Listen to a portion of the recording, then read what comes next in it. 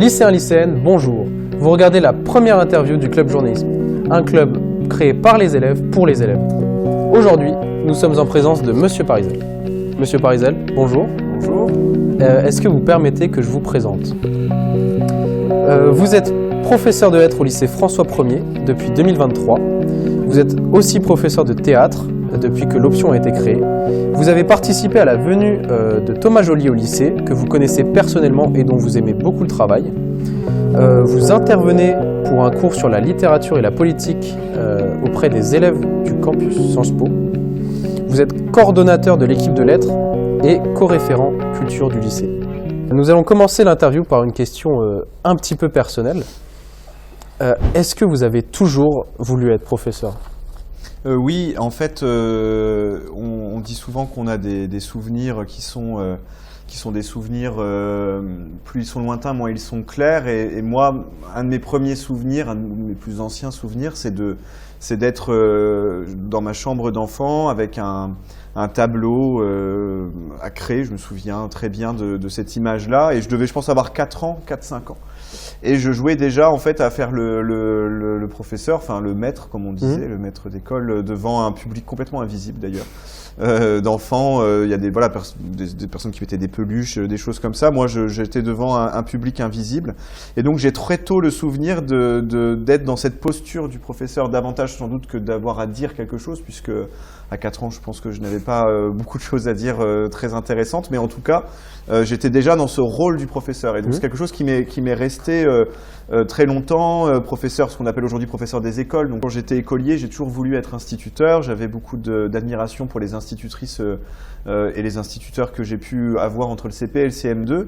Au collège, j'ai continué à vouloir être professeur, notamment d'histoire. J'étais un fasciné d'histoire. Et c'est au lycée où ça s'est un peu plus compliqué, puisque j'ai vraiment eu une année de seconde assez catastrophique où très clairement j'étais plus du tout dans cette optique de devenir professeur d'histoire. Et donc j'ai traversé sous mon année de première un certain nombre de questionnements qui se sont terminés l'année de terminale où très clairement là j'ai voulu être professeur de lettres. Ça a coïncidé avec aussi une rencontre avec la littérature, et donc c'est à partir de fin de première, début de terminale que j'ai véritablement voulu devenir professeur de lettres, et ensuite ça par contre je n'ai jamais arrêté. Oui. Ouais. Incroyable. Je ne sais pas si c'est incroyable. Non, mais c'est très intéressant. On parle en tout souvent cas, de la vocation, et c'est vrai que c'est des discussions qu'on a même entre professeurs. Et il y a des professeurs qui, par une sorte de hasard, en fait, se sont retrouvés dans ce métier-là parce qu'ils étaient passionnés notamment par la discipline qu'ils enseignent. Moi, très tôt, j'ai eu envie de ça, et ça a été vraiment quelque chose qui a défini une grosse partie de ma projection. C'est-à-dire qu'ensuite, je me souviens d'une sorte de sentiment de vide la minute où j'ai vu mon nom sur la liste des admis au concours de professeur de lettres, où d'un coup, je me suis dit, maintenant quoi? C'est-à-dire, ça fait 10 ans que tu es dans cette projection, et maintenant que tu incarnes, que tu vis au présent cette projection, qu'est-ce que va devenir ta vie? Et ça a été vraiment un petit moment délicat à passer, de pouvoir ensuite me projeter sur être professeur, non plus le devenir. Donc, mais en tout cas, je ne sais pas si on peut parler de vocation, mais il y a une sorte d'appel intérieur, oui, ça c'est certain. Et comment vous est venu cet intérêt pour le théâtre? C'est intéressant comme question parce que je suis entré dans le théâtre par 2 moyens. C'est-à-dire que j'étais très joueur quand j'étais enfant. J'aimais beaucoup jouer, j'aimais beaucoup imaginer, bien plus que lire d'ailleurs. Je jouais beaucoup avec des amis, on avait une capacité de création, de pouvoir sur des week-ends complets partir sur des univers complètement inventés à 4, 5, 6 où on entrait vraiment, on jouait en fait. Et je me souviens qu'au collège, ça a été un drame de perdre cette enfance-là, c'est-à-dire de perdre l'enfance du jeu, de perdre l'enfance de l'insouciance, de perdre l'enfance de « et si on était, et si on faisait ». Et c'est une amie qui, quand j'étais en 3e, me faisait du théâtre amateur, c'est la 2e porte d'entrée. Donc une troupe de théâtre amateur qui m'a proposé de venir à l'année de 3e. Je n'avais absolument aucune idée de ce que c'était que le théâtre en tant qu'acteur. Et donc je suis entré dans cette compagnie amateur, une troupe de théâtre amateur, dans un petit village ouvrier, Broussval, en Haute-Marne. Et je suis entré complètement dans une famille, en fait, c'est-à-dire une personne qui avait notamment plus de 70 ans, des personnes de 40 ans, de 30 ans. Moi, j'avais 14 ans et on s'est retrouvés. Et ça a été pour moi une aventure humaine très très prenante. On est encore très liés les uns les autres. Et j'ai redécouvert un monde magique en fait, c'est-à-dire de me dire que mon enfance pouvait continuer dans le théâtre, mais dans le jeu. Et j'ai adoré ça, j'ai adoré l'esprit de troupe. Pouvoir retrouver des personnes qui n'étaient pas du tout de mon univers, qui étaient pas du tout, que je n'aurais jamais pu rencontrer autrement que par le théâtre. Et donc, à l'époque, on était obligé de prendre une option en seconde. C'était une obligation, c'est ce qu'on appelait une option de détermination, c'est-à-dire que ça déterminait le bac que vous allez faire. C'était d'une certaine manière un début de porte d'entrée dans une filière, et notamment pour le théâtre, une filière davantage littéraire. Et donc, j'ai pris le théâtre. J'ai pris théâtre sans du tout savoir vers quoi j'allais. Et c'est ainsi que j'ai pu continuer le théâtre au lycée, tout en gardant aussi cette part du théâtre amateur. C'est-à-dire que j'ai fait du théâtre amateur jusqu'à mes 18 ans, jusqu'à ma classe de terminale. Donc j'ai fait 4 ans de théâtre amateur et en même temps du théâtre scolaire. Ce qui était assez particulier parce que j'avais d'une part une sorte de pratique très liée au petit village, au fait de se représenter, de faire des représentations très festives. Et en même temps, j'étais en bac littéraire spécialité théâtre avec du Shakespeare, avec du Novarina, avec d'Ariane Mouchkine, de Pierre Corneille, l'illusion comique. On allait 10 fois dans l'année voir des pièces à Paris, à Reims. Et j'avais cette sorte de double étiquette en fait qui me passionnait parce que j'avais vraiment le sentiment d'avoir accès à une forme d'enthousiasme du théâtre via le théâtre amateur et en même temps un théâtre plus théorique, plus public aussi et plus institutionnalisé via le lycée et via le parcours que j'ai eu comme lycéen. Ok. Dont vous parlez, l'ambiance de troupe, on la retrouve un peu dans l'option théâtre aujourd'hui. Pour sortir du côté personnel, rentrer un peu plus dans l'interview sur l'option théâtre, comment est-ce que l'option théâtre s'est-elle mise en place au lycée? C'est une dynamique collective, c'est-à-dire qu'on s'est rencontrés assez tôt avec monsieur le proviseur, monsieur Cogna, début septembre, puisqu'il me confie la mission de référent culture du lycée, et on discute de ça très vite, cette possibilité de créer un enseignement optionnel, c'est-à-dire une discipline théâtre au lycée, en sachant qu'il y avait déjà une histoire du théâtre à François Ier, parce qu'il y a longtemps eu un atelier qui a été tenu par plusieurs professeurs, mais majoritairement par Madame Arantes Dias, il y a une petite dizaine d'années. Tant et si bien d'ailleurs que même si l'option n'existait pas, mais dans l'ancienne mouture du bac, elle présentait des candidats dits libres, c'est-à-dire qu'ils se présentaient à l'évaluation de l'option, mais ce n'était pas une option, c'était des candidats libres. Donc il y avait déjà cette histoire-là, et on s'est très vite dit avec le proviseur que ce serait plus intéressant que ça devienne un enseignement, c'est-à-dire valorisé par le bac, valorisé par Parcoursup, valorisé par un parcours sur l'ensemble des années, et aussi parce qu'on est dans un lycée qui est éloigné d'offres culturelles, d'offres de qualité, d'offres culturelles variées, et il nous a semblé assez pertinent de nous lancer dans cette aventure. En fait, au début, c'est vraiment une aventure de se dire, tiens, pourquoi pas aller vers ça. Et donc ça, bon, après il m'a très vite délégué la création, puisque j'avais déjà enseigné en option théâtre pendant 5 ans dans l'ancien lycée où j'étais professeur, et donc il savait parfaitement que je maîtrisais les attendus, la manière de faire, même si moi je n'avais jamais créé une option, c'est-à-dire que j'avais enseigné dans une option qui était là depuis 30 ans, qui avait été créée. Mais je ne savais pas ce que ça voulait dire d'entrer dans des démarches très administratives, dans des démarches très partenariales, voire même politiques. C'est-à-dire que on se retrouve à devoir consulter du monde, à essayer d'avoir des soutiens, de l'argent. Et ça a été une aventure complètement inédite pour moi, avec la confiance du proviseur et de l'équipe de direction. Et donc voilà d'où c'est venu. C'est-à-dire que ça a été le chantier d'un an, de 2023 à 2024, ma première année ici, où dans l'ombre, très clairement, j'ai travaillé d'étape en étape, où on se voyait régulièrement et on essayait de voir vers où ça nous menait pour une ouverture en septembre 2024. Okay. Quand vous parlez de politique, vous ne parlez pas de la mairie, etc. Quasiment si, parce que très vite est entré dans cette équation de l'option théâtre le bord de Seine, donc la structure conventionnée de la ville de Vitry-le-François, qui a vu une opportunité aussi intéressante de se dire que dans cette ville s'ouvrait cet enseignement-là, mais de manière un petit peu plus globale, ces enseignements sont très sont très publics, ils sont très perçus par le politique, le fait politique. Et donc très vite, on peut être approchés par des personnes qui, elles, ont d'autres intérêts, des intérêts sur la ville, sur faire rayonner leur municipalité, leur département, et qui, de manière plus ou moins variée, certaines sont vraiment dans un soutien, d'autres essayent de tirer un peu la couverture vers eux, ce qui est une expérience assez intéressante aussi. De voir des personnes qui débarquent après 9 mois de travail et qui prétendent que c'était eux qui avaient eu cette idée-là. D'autre part aussi d'autres qui s'intéressent véritablement. Moi j'ai connu pendant 5 ans dans une autre ville à Saint-Dizier un désintérêt total de la municipalité pour l'option théâtre, et là il y a un vrai intérêt qui est pas flagrant, mais qui est quand même présent. Monsieur le maire était présent en présentation l'an dernier. Je sens quand même un intérêt de la municipalité qui s'est intéressée un peu de près à ce qu'on faisait. Ouais. C'est vrai qu'on est une municipalité qui s'intéresse beaucoup à la culture, avec beaucoup d'aide, etc. Pour des élèves qui nous regardent et qui voudraient peut-être rejoindre l'option l'année prochaine, est-ce que vous pouvez nous expliquer comment une année typique se passe en théâtre ?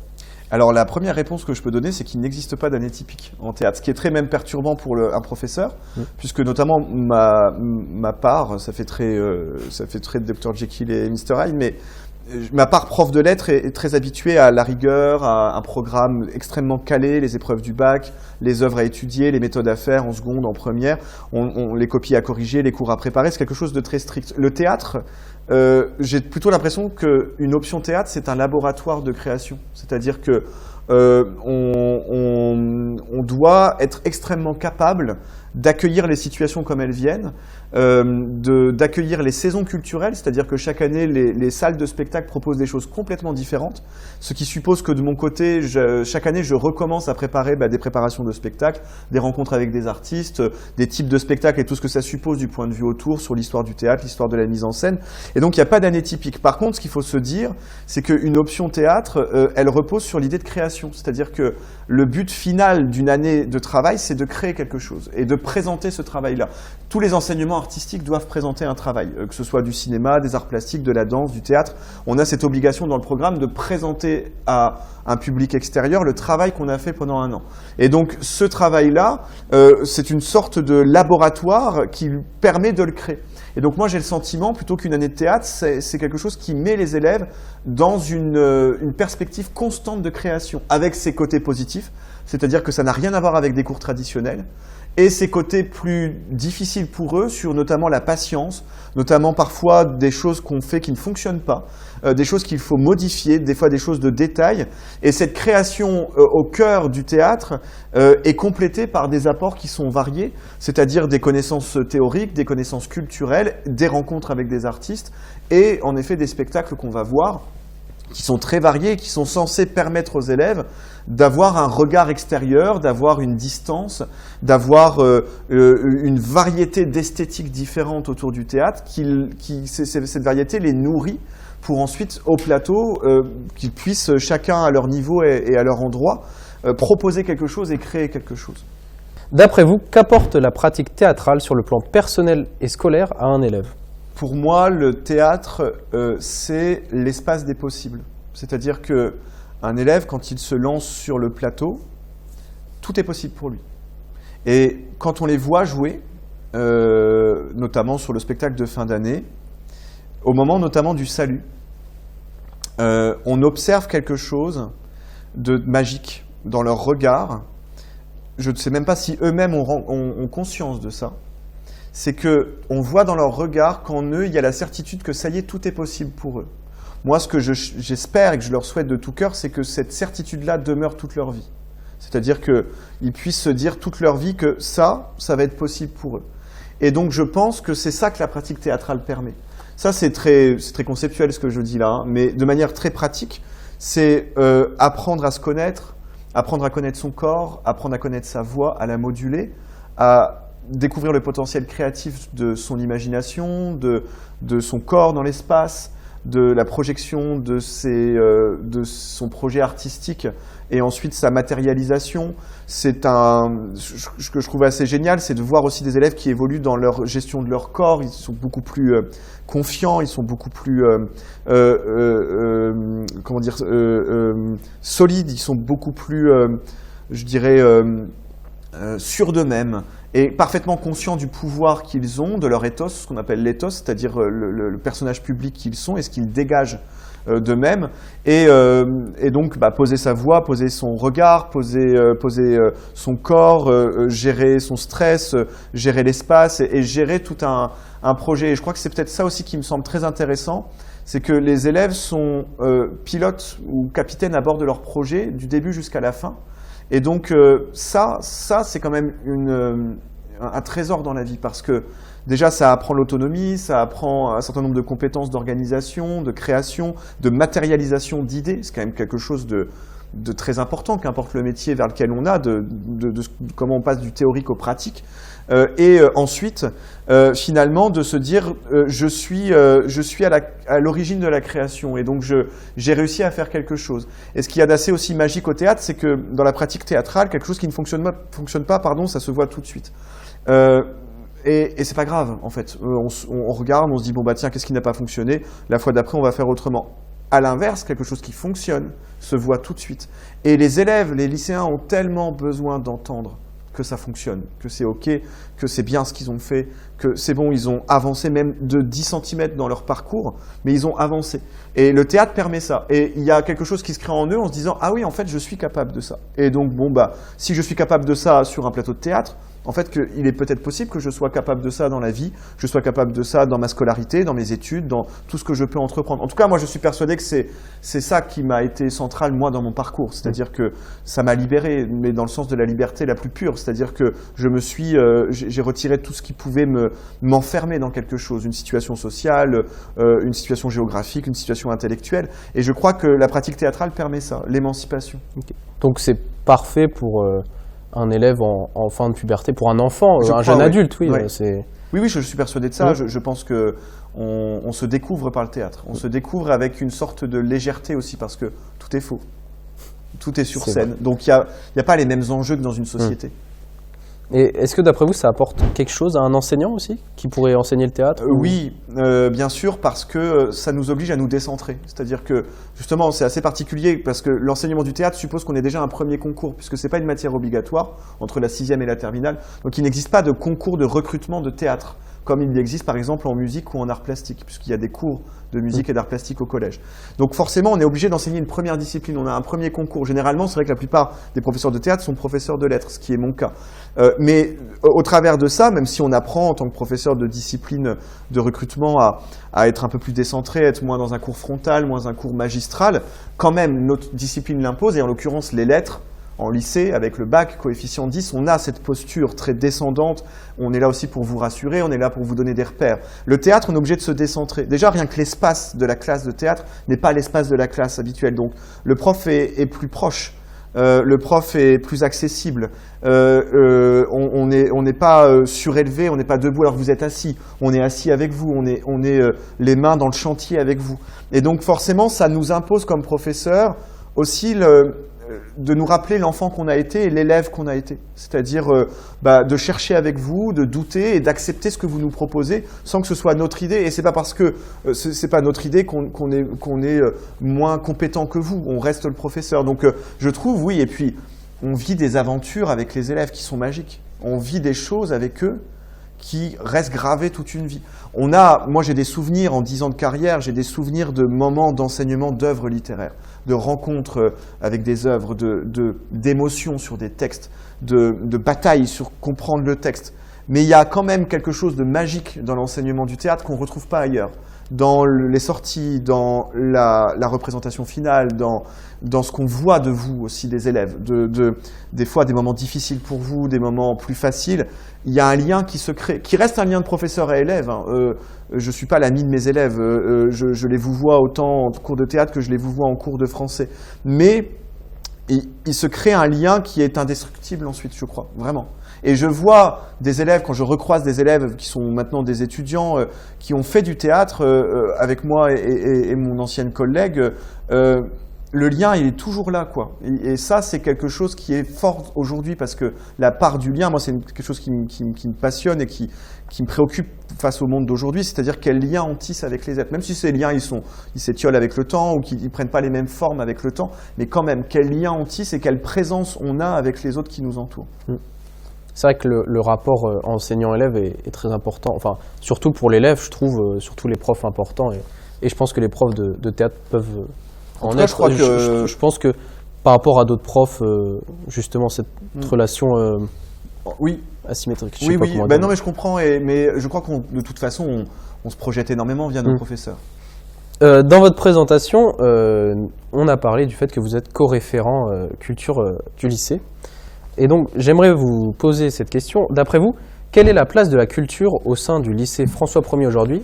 Et si vous pouvez la comparer à d'autres lycées en France, tous les lycées de France. Hein, alors, j'ai pas un regard sur tous les lycées de France, mais j'ai quand même un regard qui peut être un peu plus global. Il y a une vraie différence entre l'accès à la culture, à l'éducation artistique et culturelle dans des lycées de villes moyennes ou de banlieues ou dits de cités, dont ce qu'on pourrait appeler des lycées ruraux, et des lycées de centre-ville, grandes villes, Reims, Nancy, Lyon, voire de capitales.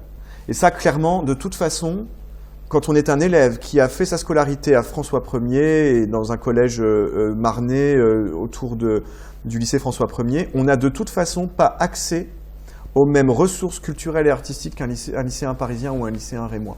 Ça, c'est déjà extrêmement important de le prendre en compte dans son enseignement. C'est-à-dire que un élève de Paris, même assez proche de Paris, il peut aller au Louvre ou à la Comédie Française comme nous, on va à la Fête de la musique de Vitry-le-François.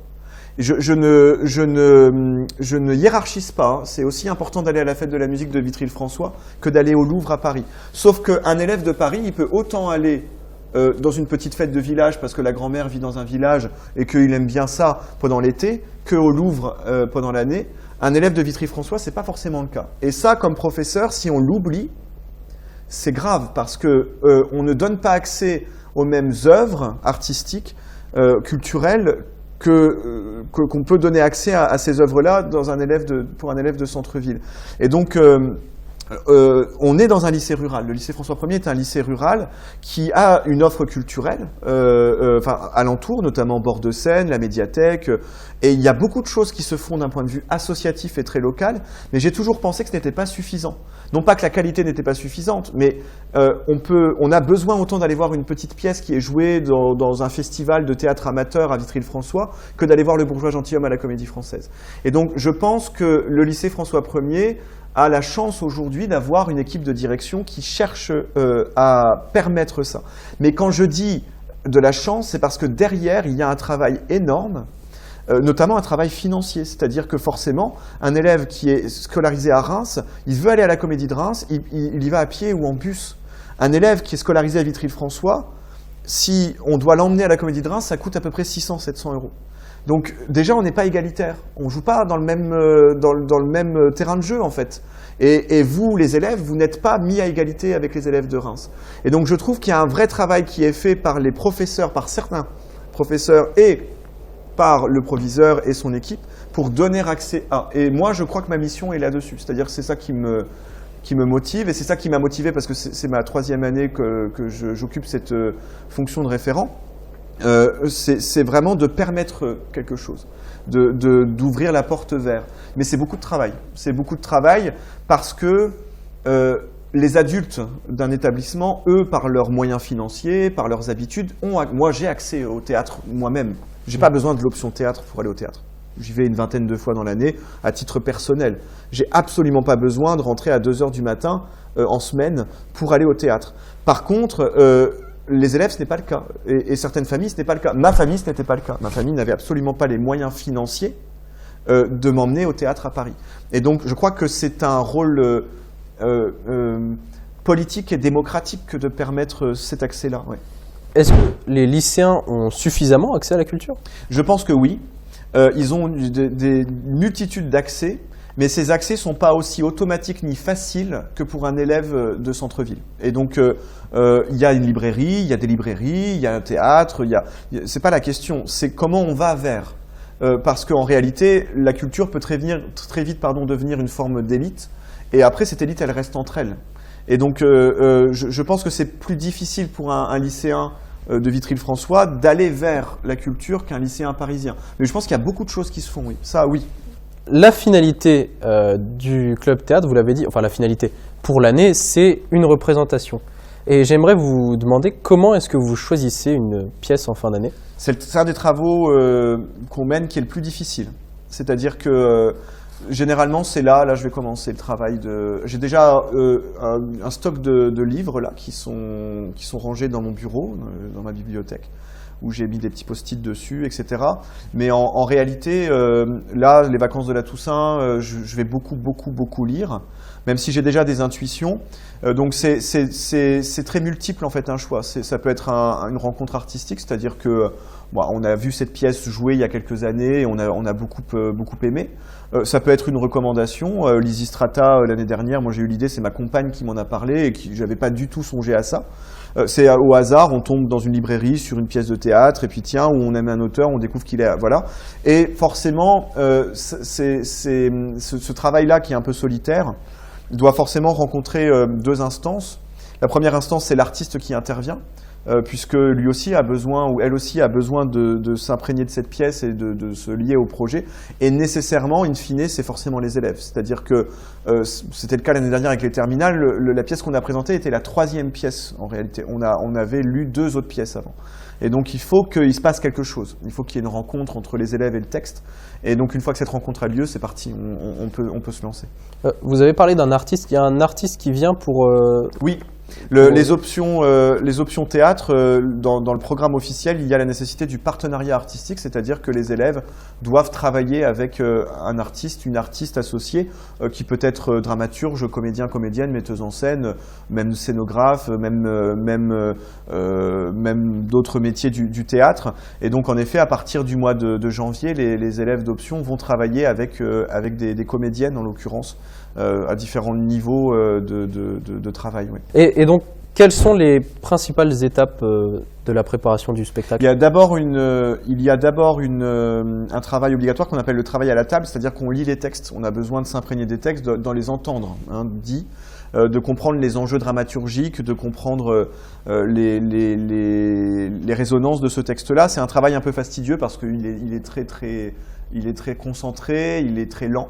De lecture, de compréhension. À partir de là, généralement, on va tout de suite entrer dans la pratique, notamment par l'improvisation, pour trouver déjà des situations, des tableaux, des mises en espace, comprendre un peu ce qui se joue en termes d'espace, en termes de relations entre les personnages, en termes de relations avec le public. Et à partir de là, les élèves apprennent leur texte. Et on commence à entrer dans, très concrètement, scène par scène ou tableau par tableau, un travail de préparation très millimétré. Jusqu'à la finale. L'objectif, c'est quand même qu'1 mois et demi avant le jouet, en fait, le spectacle soit déjà prêt. Et que pendant 1 mois et demi, on répète, on fignole, on améliore, on reprend. On fait ce qu'on appelle des générales, c'est-à-dire qu'on se met dans les conditions d'une représentation du début jusqu'à la fin. Et ensuite, il y a la représentation finale. Et est-ce qu'il y a des points plus épineux que d'autres, plus difficiles à transmettre aux élèves avant la représentation ? Oui, la question de la rigueur, c'est-à-dire que le travail théâtral est un travail millimétré. J'ai l'habitude de comparer le fait de se produire en théâtre à une partition de musique, c'est-à-dire que chaque niveau de partition ou chaque ligne de la partition est un élément différent de l'acte théâtral. La voix, le corps, la gestion de l'espace, la gestion des costumes, la gestion des coulisses, la gestion du temps, la gestion du rythme, le texte su. Et donc, la difficulté pour les élèves, c'est de mêler tout ça en un seul bloc. Et ça demande beaucoup de rigueur. Et souvent, les élèves ne se rendent pas compte de ça. C'est-à-dire qu'ils ont l'effet, ils voient l'effet obtenu, puisqu'ils vont au théâtre, ils ont peut-être vu des fois leurs camarades jouer l'année précédente. Ils voient ce que ça donne, mais ils ont du mal à comprendre combien chaque petit détail compte. Ça, c'est un premier point qui peut être vite réglé selon les groupes. Parce que, une fois encore, comme je le disais, quand quelque chose ne fonctionne pas, ça se voit tout de suite. Donc on peut très vite poser ça.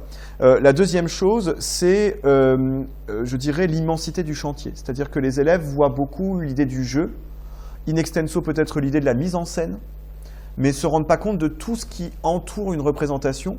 c'est-à-dire la gestion des coulisses, la préparation des costumes, éventuellement des maquillages, le travail sur le son, le travail sur la lumière, le rapport avec la technique. Et donc, il y a tout ce qui entre dans ce qu'on appelle le fait théâtral qu'ils ne perçoivent pas tout à fait au début. Et donc, notamment les moments où on commence à aller répéter en salle, ils se rendent compte qu'il y a tout un écosystème autour de la représentation et que cet écosystème ne peut pas les attendre non plus. On a des techniciens, les techniciens ne sont pas des professeurs, ils ne peuvent pas attendre que les élèves se concentrent pour travailler. Ils ont un temps de travail qui est préparé par la loi. Et donc, mais ça c'est intéressant parce que les élèves par conséquent sont quand même dans des conditions de représentation quasiment professionnelles. Donc ça les met aussi face à la rigueur, à la concentration, à l'idée du travail bien fait. Et un élève qui sort du lycée avec cette idée du travail bien fait, qu'importe ensuite la filière dans laquelle il se dirige, c'est extrêmement important. Oui. J'imagine qu'il y a beaucoup de moments émotionnels au sein d'une année, de moments émotions, etc. Mais je pense que l'un des plus importants doit être le spectacle final. J'aimerais ainsi vous demander, que ressentez-vous lors du spectacle final quand vos élèves montent sur scène? C'est horrible. Je transpire, je stresse, je ne dors pas des nuits durant pendant presque un mois. C'est une expérience humaine très difficile. Je suis souvent difficile avec les élèves, je suis susceptible, je suis peu patient avec eux. Alors que, par exemple, j'ai pas du tout ça avec le bac en français. Je pense à mes élèves les jours des épreuves, mais je dors très bien la nuit. Le théâtre, pas du tout. Et c'est pas du tout une question de confiance, hein, parce que j'ai énormément confiance dans les élèves. Mais en fait, la représentation théâtrale est un acte où les élèves sont seuls, complètement seuls. C'est-à-dire que nous ne sommes pas dans les coulisses. Donc dès lors que la lumière s'éteint, c'est parti. Et ça ne peut pas s'arrêter. On ne peut pas dire couper, on la reprend. Ou stop, j'ai oublié mon texte. Et donc à partir de là, vous, en tant que professeur, vous êtes derrière la table technique et vous êtes loin de vos élèves. Et c'est parti. Et donc et puis il y a quand même aussi cette idée de l'aboutissement d'un travail qui commencera là cette année au mois de décembre. Donc c'est de longs mois de travail et contrairement à du théâtre professionnel, où on a quand même, les compagnies rejouent leur spectacle, les compagnies tournent. En fait, les élèves ne jouent qu'une fois. Et donc, il y a aussi cette idée du truc unique, de l'objet unique final qui doit être réussi. Donc, je suis très, très, très stressé. Et je suis globalement assez invivable. Voilà. Mais voilà, j'essaye de me contenir, j'essaye de disparaître à certains moments. C'est d'où l'utilité d'avoir un artiste aussi, d'être deux, parce que il y a des moments où j'ai besoin de prendre l'air, parce qu'il y a des choses qui vont pas et j'ai du mal à le gérer. Donc ça, mais c'est assez. Et après, de toute façon, ne demeure de toute façon de cet événement que le souvenir commun profondément émotionnel qu'on a vécu avec les élèves. Et ça, il n'y a pas d'autre mot pour le vivre. On n'aura vécu ça qu'une fois dans notre vie sur chaque pièce. Et c'est ça aussi la magie du théâtre et de son enseignement au lycée. J'aimerais donc savoir, après votre ressenti à vous, est-ce que vous avez des retours de vos élèves sur l'option? Les élèves et leurs familles aussi me parlent beaucoup du travail fait en option, de ce que ça apporte aux élèves. Et j'ai toujours l'impression que quand on parle de ce travail-là fait, et d'ailleurs j'arrive pas à dire mon travail, j'ai l'impression que je me dédouble un peu, c'est-à-dire que, je sais pas, j'ai du mal à le vivre personnellement, mais parce que c'est pas du tout quelque chose qui importe dans ma vie en tant qu'individu, cet enseignement du théâtre et l'accès à un théâtre exigeant, rigoureux, festif pour tous, mais je le fais pas pour ma gloire, quoi qu'on en dise. Et ces retours-là me touchent beaucoup, mais ce qui me touche surtout, c'est d'entendre des fois ce que les parents disent de leurs enfants, c'est-à-dire des parents qui disent « mais en fait, depuis qu'il fait l'option théâtre, je le reconnais plus » ou même simplement « je l'ai vu sur scène et je l'ai pas reconnu, ma fille » Et ce qui m'émeut souvent, c'est aussi quand il y a les familles complètes quasiment, mais des fois il y a les grands-parents qui sont là et qui ont les larmes aux yeux à la fin des pièces et qui qui découvrent en fait leur petit enfant, leur enfant. Et on sait que l'adolescence, c'est une période particulière. On sait que la relation familiale, elle est complexe. L'adolescent et donc le jeune adulte se positionne par rapport à ses parents. Et c'est parfois conflictuel. Et je crois que c'est des moments qui sont beaux parce que je crois que les parents voient ce que l'adulte que devient leur enfant. Et donc, il y a une forme de sérénité par rapport à ça. Ils disent, mais finalement, il y a elle ou il y arrivera. Du côté des élèves, c'est autre chose. Je crois que ce qui me touche souvent le plus, c'est qu'ils soient fiers de leur travail. C'est-à-dire qu'ils aient conscience qu'en réalité, c'était déjà en eux, ça. Et je suis, moi, persuadé qu'il y a un potentiel de création en chacun et chacune, et qu'il ne tient qu'à elles et eux de le développer. Et donc quand ils ont cette fierté-là, qui n'est pas du tout une fierté prétentieuse, qui n'est pas du tout une fierté orgueilleuse, mais qui est vraiment une fierté du travail bien fait, du moment partagé, et de se dire « mais j'y suis arrivé, j'ai fait quelque chose ». Ça, c'est beau. Et c'est ça, en fait, que j'aime beaucoup, qu'ils se rendent compte de leur potentiel de création. Et dans ces retours-là, après, il y a plein de retours sur les spectacles, sur les aventures collectives. C'est très précis et c'est très varié. Hein. Mais ce que moi, je retiens vraiment, c'est ça, cette fierté qu'ils peuvent avoir d'eux-mêmes. L'interview touche à sa fin. J'ai quand même une dernière question. Est-ce que vous accepteriez de partager votre souvenir préféré ou l'un des souvenirs particuliers que vous avez qui est lié à cette option théâtre? J'en ai deux. Un plus ancien qui ne correspond pas à ce lycée-ci, puisque j'ai enseigné pendant 5 ans dans un autre lycée, mais en option théâtre, donc c'est l'option théâtre. Et ce que je fais ici, pour moi, est la continuité de ce que j'ai fait ailleurs. Et un autre souvenir qui est vraiment attaché à cette option. Le premier souvenir, et c'est très amusant, parce que ça touche exactement le même artiste. Je crois que c'était en 2019, on était allé voir tous des oiseaux de Wajdi Mouawad au théâtre de Sceaux, donc un centre dramatique national au sud de Paris.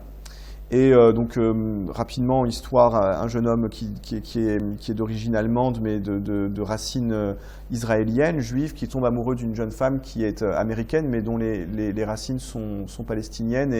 Et donc Wajdi Mouawad s'intéresse à la collision entre ces deux cultures-là. Et le théâtre de Wajdi Mouawad est un théâtre qui joue beaucoup sur la langue et la langue d'origine. C'est-à-dire que en fait, dans cette pièce, il n'y avait aucun passage parlé en français. C'est-à-dire que c'était majoritairement soit de l'arabe, soit de l'allemand, soit de l'anglais, soit de l'hébreu. Et je me souviendrai toute ma vie de la sortie, la fin de cette pièce qui était magnifique. Hein. Mouawad est un auteur que j'adore. Et 2 élèves viennent me voir, élèves de famille d'origine turque, et me disent, c'était des élèves que j'avais eus l'année d'avant en français. Et ça avait été compliqué pour elles, le français et le bac de français. Elles étaient en terminale et elles me disent, mais je ne savais pas qu'on pouvait entendre de l'arabe au théâtre. C'est-à-dire qu'elles avaient intégré l'idée que cette langue-là n'avait pas droit de cité dans un théâtre. Et en plus, on était en 2019, c'était quand même 4 ans après les attentats de Charlie Hebdo, c'était 4 ans après le Bataclan. Il y avait quand même cette stigmatisation de la communauté maghrébine, turque, musulmane, et vraiment dans leur regard cette idée que le théâtre était un espace qu'elles avaient le droit d'investir. Ça, moi, j'étais extrêmement ému de ça, je le suis encore quand je le raconte. Le deuxième souvenir, c'est lié à l'option théâtre, le premier spectacle qu'on est allé voir l'an dernier, en octobre 2024, qui était Racine carrée du verbe être, un spectacle que moi j'avais déjà vu à titre personnel, de Wajdi Mouawad aussi. C'était le premier spectacle de l'option. Il était important pour moi, parce que c'était le début de l'option, en fait. Et je voulais vraiment que les élèves aient conscience de ce que ça voulait dire d'aller au théâtre, dans tout ce que ça pouvait avoir de magnifique, mais aussi d'exigeant. Là, c'était une pièce qui était longue, etc. Et on était en plein pendant les bombardements par Israël du Liban. Et la pièce est liée aux nombreuses guerres civiles libanaises. Et en fait, la pièce se joue, le noir se fait, et la lumière se rallume, et là, tout le monde se lève. Mais vraiment, tout le monde. Et ça n'avait pas eu lieu. Alors, ça avait eu lieu assez rapidement quand je l'avais vu la première fois, mais quand je dis assez rapidement, c'est au bout du deuxième salut, par exemple. Là, ça a été comme une sorte d'automatisme. Tous les élèves se sont levés. tout le public s'est levé du Théâtre National de la Colline, et je me suis dit, c'est réussi. C'est-à-dire qu'ils ont vécu ce que ça veut dire d'être au théâtre, ce qui est différent du cinéma, ce qui n'est pas mieux ni moins bien, mais qui est différent de ce moment de vie collective. Et je me suis dit, c'est bon, en fait, on pourrait presque s'arrêter là, je pourrais maintenant reprendre mes affaires et aller dans un autre lycée, j'ai réussi. C'est-à-dire, c'est bon, ils ont compris ce que c'était que le théâtre, ils ont compris ce que c'était que cet événement-là. Et ça restera, oui, un beau souvenir. Et un très beau souvenir, et d'ailleurs, les élèves qui sont encore aujourd'hui en terminale, qui étaient en première l'an dernier, et ceux qui sont en première, qui étaient en seconde l'an dernier, parlent beaucoup encore de cette pièce. Je crois que ça a été une pièce fondatrice de leur pratique théâtrale au lycée. Même s'ils en ont vu d'autres très belles, qui eux-mêmes disent qu'ils ont vu d'autres belles pièces, mais c'est un élément très important pour eux, cette pièce, et pour moi aussi. C'est vrai qu'on en a beaucoup entendu parler, nous qui ne faisions pas partie de l'option l'année dernière. Et bien voilà, cette interview est terminée. Est-ce que vous voudriez donner par exemple des dates par exemple de représentation ou de... On a 2 moments qui nous attendent, un moment qui sera sur la jonction de l'automne et de l'hiver, novembre-décembre, avec une première représentation des travaux, qui est une représentation qui se veut assez modeste, mais qui permet aux élèves déjà de se confronter à un public en seconde, première et terminale. Et donc les 28 et 29 mai, les élèves jouent à l'espace Simone Signoret, rattaché à la structure Bord de Seine. Donc j'espère que le public sera nombreux pour venir les voir les 2 soirs, parce que l'année dernière on a joué qu'un soir. Là j'espère qu'on aura du monde. Après on aura d'autres moments, notamment une conférence cet hiver normalement de la comédienne Dominique Blanc, qui est sociétaire de la Comédie Française, donc à peu près au même moment de la conférence de l'an dernier de Thomas Joly. Donc ça sera, je pense, aussi un moment assez intéressant de cette option. Voilà. Merci beaucoup pour votre temps, et rendez-vous à ceux qui nous regardent donc le 28 et 29 mai, c'est ça? Oui, c'est ça.